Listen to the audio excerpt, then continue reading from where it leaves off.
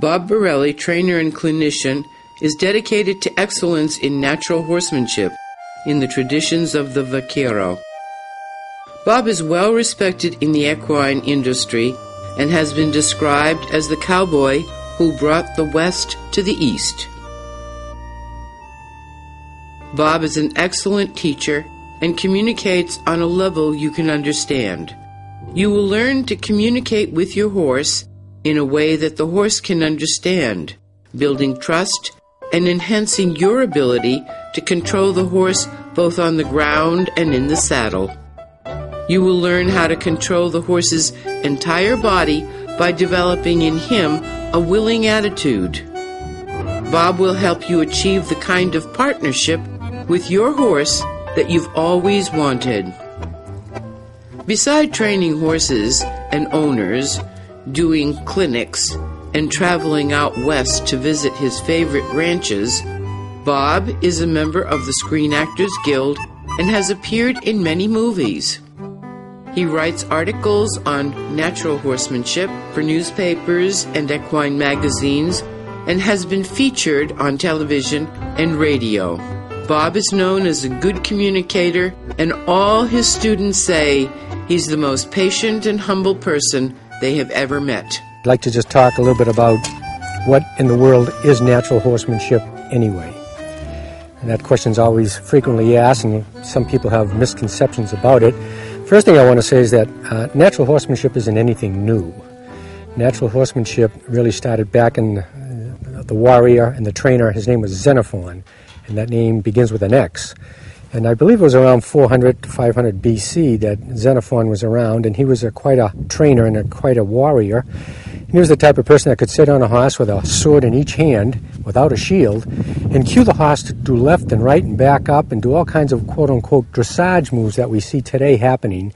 And he could defend himself quite well because the horse was very responsive to his cues and so forth, and that helped him defeat his enemy quite well, and his horses were very well broke. Also, when he trained his horses, he trained them in a very natural way. He understood the body language of a horse and the herd. He studied the herd and so forth, and by doing that, he accumulated the information of himself, for himself that is, so he could be like a horse, so to speak, and he could use the same body language that the mares use out in the field and the studs and so forth, and begin to integrate his thinking with the horse, and also be able to see what a mare does when a foal is around and the foal might be doing the wrong thing, how the mare might just swish her tail, and that means something to the foal. So by doing things like that, he learned an awful lot, and he was sort of the starter, the father of horsemanship. And that was around for quite a while, and then as years went by, it was kind of left in the background. As trainers came along and so forth, they had their own ideas, and they started to integrate their own presuppositions into horsemanship, and they got a little rough with these horses. They would use unethical moves, such as, harsh boards or chains or sticks, and they would force the horse into submission. Instead of asking the horse to do something, they would force him. They would use a lot of equipment to make the horse do things that was fairly unnatural. And as you and I know, horses are very big and strong, and you can't make them do anything. That's why I'm a big believer myself in asking the horse, always asking him to do something. The horse is very willing, and he will submit to you as long as he has a trust in you. But if a horse is doing anything out of punishment or being forced to do it, on the outside it'll look like it's working, but on the inside it's not working.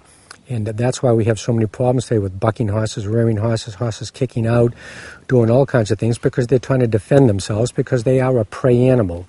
By nature, a horse is claustrophobic, he's runophobic, he's scarophobic, and he's the type of animal that we probably even shouldn't be on in the first place. We should be riding lions or something.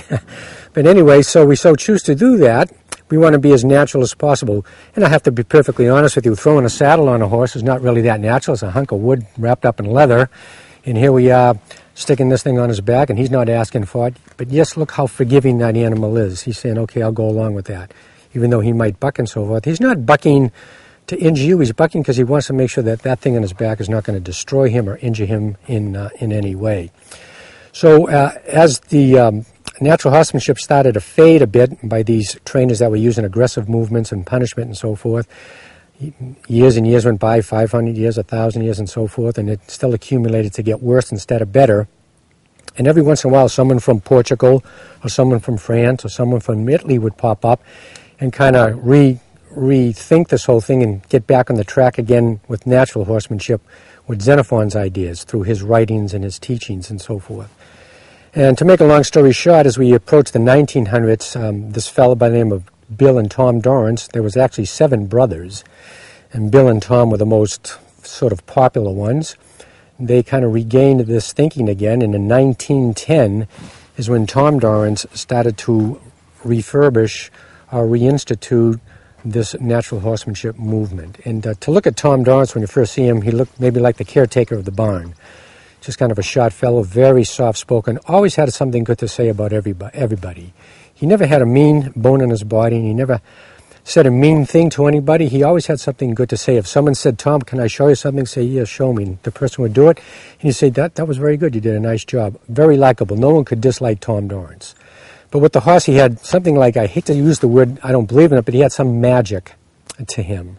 He could look at a horse and just read that horse and walk over that horse that you could touch, and he'd run away, and he just, by the time he walked over and touched that horse, the horse would just bow his head and just relax and take a nice deep breath, and he could just make horses do phenomenal things that we call these so-called experts could never do. So there is something to say about the presence of a person. The presence is very important, how you present yourself to the horse. If I have a horse in this round pen, which I do, and I present myself as a predator, he's going to look at me and be very scared. He's not going to want to be around me. But if I present myself as someone that really wants to know him and get to love him and get to be affectionate with him and have him be my partner, then he's going to build a trust relationship and a partnership with me. And from there we can work on to build a good, strong relationship and have that horse doing many wonderful things that you could never see a horse do before.